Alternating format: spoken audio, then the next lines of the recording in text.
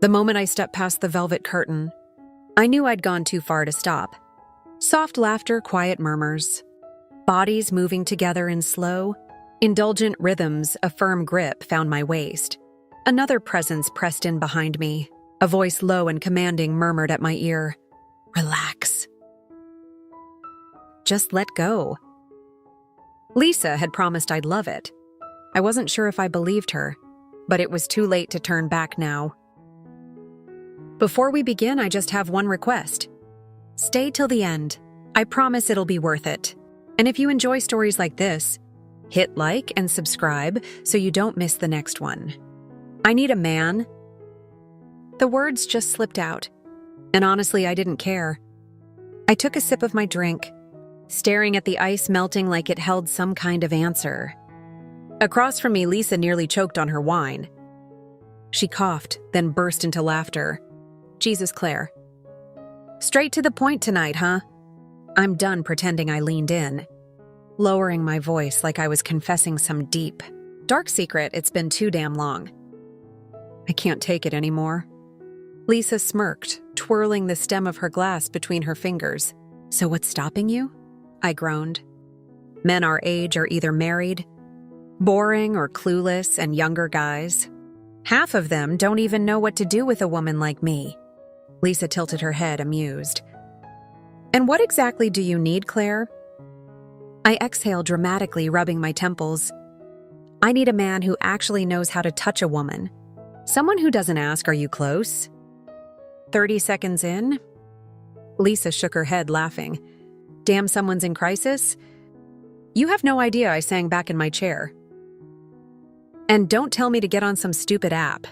I don't need another guy sending me a "you up" text at 2 in the morning. Lisa gave me a look, the kind of look that made me pause. Like she knew something I didn't. "Maybe you're looking in the wrong places." I narrowed my eyes. What's that supposed to mean? She took a slow sip of her wine, dragging it out like she was enjoying the suspense. "I might know a way to fix your little problem." I crossed my arms, "Lisa." She just smirked.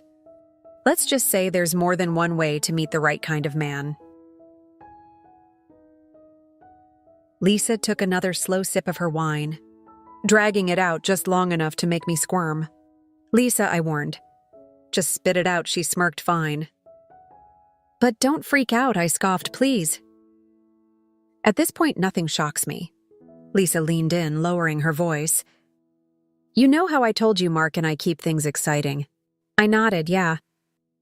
Her smile deepened well. "We share?" I blinked. "You what?" Lisa shrugged.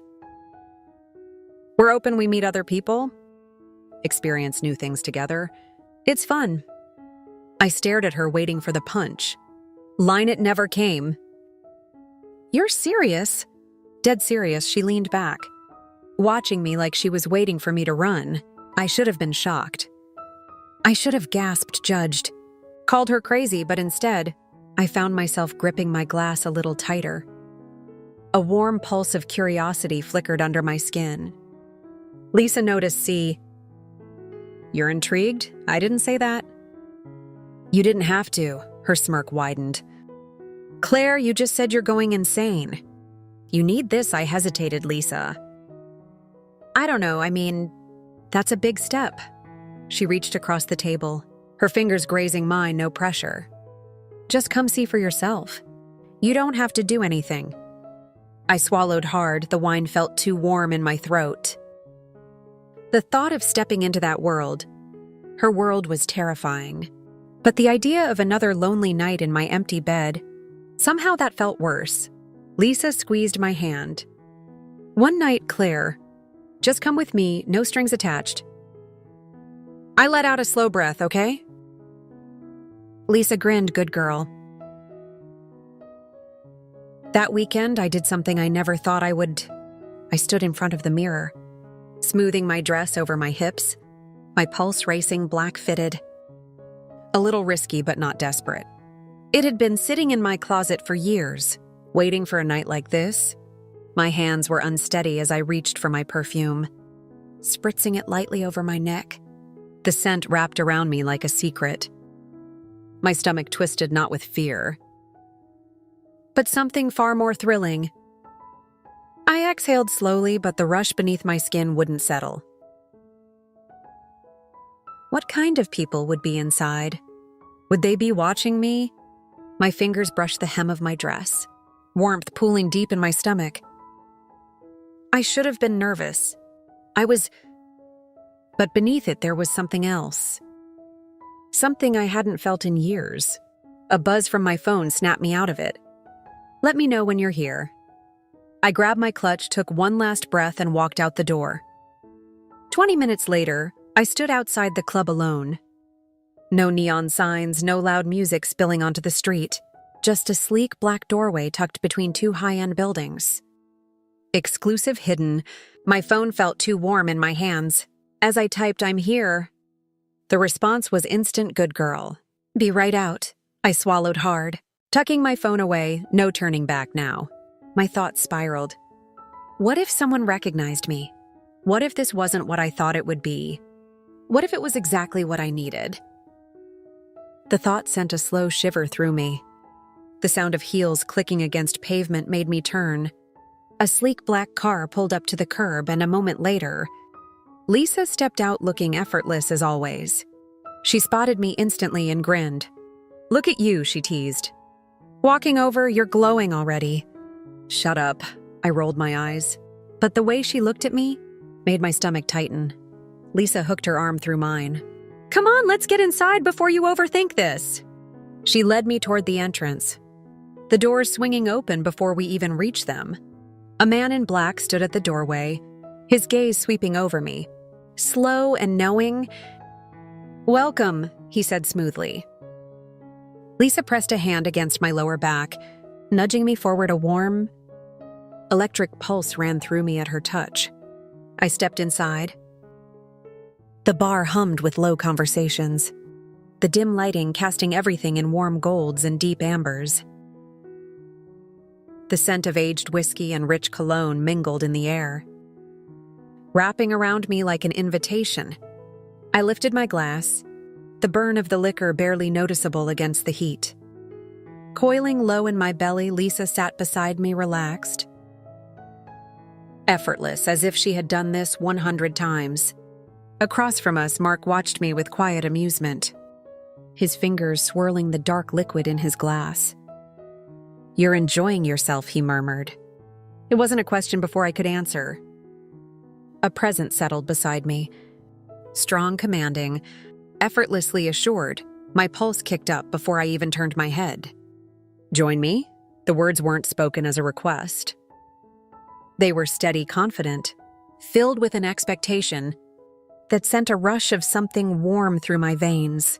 Lisa barely glanced up, her lips curving in quiet approval. "Go." I hesitated for half a breath before placing my empty glass down, and following the moment we stepped past the heavy velvet curtain. The air thickened. It was warmer here, heavier, charged with something unspoken. The lighting dipped into something more intimate, shadows flickering over plush seating, the softest strains of music curling in the background. He led me inside without a word, his touch a steady guide against the small of my back. Another couple was already waiting, their eyes drifting over me in quiet approval. The woman lounged effortlessly, her dress slipping just enough to hint at the softness of her skin. Her partner stood behind her, his touch slow, deliberate, tracing gentle patterns across her shoulders. My breath caught as a warm palm cupped my jaw, tilting my face upward. "Breathe," he murmured, his voice smooth, laced with quiet command. I obeyed, but it did little to steady the restless heat licking through me. His hands followed a slow path down my arms, patient, studying me. When his fingers brushed lower, pressing against the inside of my knee, I felt myself shift instinctively, my body responding before my mind could catch up. A whisper of fabric, the brush of warmth against bare skin. His lips found my shoulder first, soft but insistent, leaving behind a slow trail of fire. A shudder rolled through me as his breath skimmed my throat, his fingers tracing delicate lines over my collarbone. before dipping lower, then a deeper touch. He pressed forward, his presence undeniable, testing. Teasing, waiting for me to surrender. I did, my lips parted, a quiet hum slipping free as I welcomed him. Letting him guide me, control the pace. A low sound vibrated in his chest, fingers slipping into my hair as he deepened his claim. I braced myself, my hands gripping his thighs, absorbing the warmth, the weight, the steady movement that left me reeling. Behind me, the space shifted.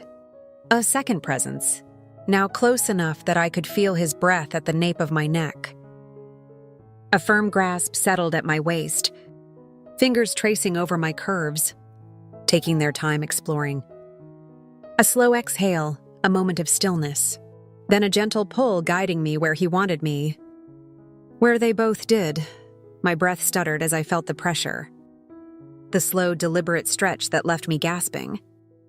My hands trembled, my body adjusting, welcoming the new rhythm that took over, moving me between them, surrounding me completely. At first, it was patient testing, coaxing, giving me time to absorb everything. But soon it deepened, quickened, my body following instinctively, letting go. My fingers curled my skin, burning under their touch, every inch of me attuned to their rhythm. I gave myself over to it, let myself be moved. Guided, filled with nothing but heat and sensation. A hand gripped my chin, tilting my face up. Meeting dark eyes filled with hunger, a mouth found mine warm and commanding, stealing the last of my breath. As I gave in completely, my pulse roared in my ears, I barely registered. The soft creak of the door. The murmured voices, familiar voices. Lisa's tone playful and indulgent. She's beautiful like this. Isn't she a new touch? Fingertips ghosting down my spine. Nails dragging lightly, possessively. Mark's voice low with satisfaction. She belongs here, a shift. A new set of hands exploring. Guiding, claiming. My mind blurred, my body surrendered fully. Given freely to the movement. The heat, the sensation. Everything pulsed. Warmth, rhythm, breath. The hum of pleasure filling the space. I was weightless, untethered. Drowning in the hands and mouths that worshipped me. The pace deepened, my body molded between them. Every inch of me ignited it, built higher.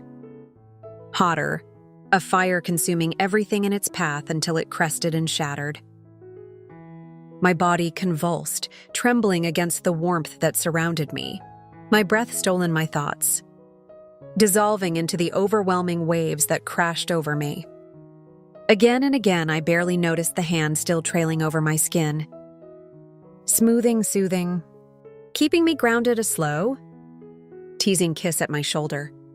Another along my jaw, a gentle murmur against my ear. The world around me was hazy, bodies still moving, still indulging. The scent of warmth and satisfaction heavy in the air. Lisa's fingers traced lazily down my arm. Her voice unknowing purr. Told you you'd love it. My body still trembled. The last waves of pleasure leaving me weightless, dazed. The air was thick with warmth, the scent of cologne and skin clinging to me, grounding me in the moment. I had let go of every hesitation, every restraint, and I had loved it. My breath steadied, but my mind spun. The Claire who had walked in tonight felt distant, like a version of me I had already outgrown. I had given in completely, tasted something I never thought I would. And now a slow, thrilling hunger coiled deep inside me, tempting. Lingering, Lisa's fingers brushed over my arm, her voice smooth with amusement. So think you'll make this a habit? Some say exploring new desires is the key to true satisfaction. Others say some lines should never be crossed. But what would you do? Would you take the risk or walk away? Let me know in the comments. I am reading all of them, and if you enjoyed this, hit like and subscribe so you don't miss the next story. See you soon.